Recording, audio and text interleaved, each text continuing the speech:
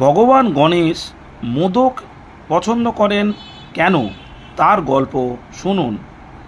একবার দেবী পার্বতী, ভগবান শিব এবং বাল গণেশ ঋষি অত্রির স্ত্রী অনুসূয়ার সাথে দেখা করতে আসেন।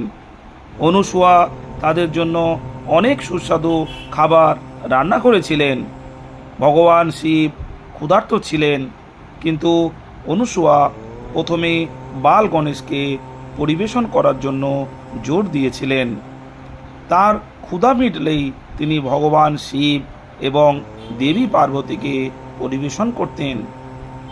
বাল গণেশ খাওয়া শুরু করেছিলেন এবং প্রায় পুরো খাবারই শেষ করে ফেলেছিলেন, কিন্তু তিনি তখনও ক্ষুধার্ত ছিলেন।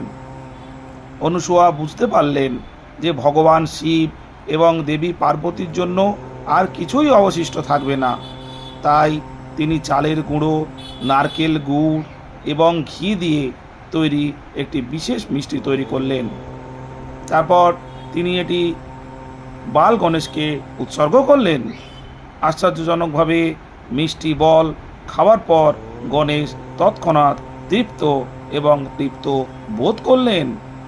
এটি দেখে দেবী পার্বতী বললেন যে তার সমস্ত ভক্তদের প্রতিটি পূজার সময় গণেশকে এই বিশেষ মিষ্টিটি উৎসর্গ করতে হবে। মিষ্টি আর কোনোটি নয়, মোদক। এভাবেই মোদকের প্রতি গণেশের ভালোবাসা সুপরিচিত হয়ে ওঠে। বাবা মায়েরা সবসময় তাদের সন্তানদের সুখের কথা ভাবেন। আপনারা শুনলেন মোদক কিভাবে গণেশের প্রিয় হয়ে উঠেছিল। দর্শক, আপনারা প্রতিনিয়ত পৌরাণিক কাহিনী শুনতে এই চ্যানেলটিতে চোখ রাখুন আর অনুগ্রহ করে এই চ্যানেলটিকে সাবস্ক্রাইব করতে ভুলবেন না।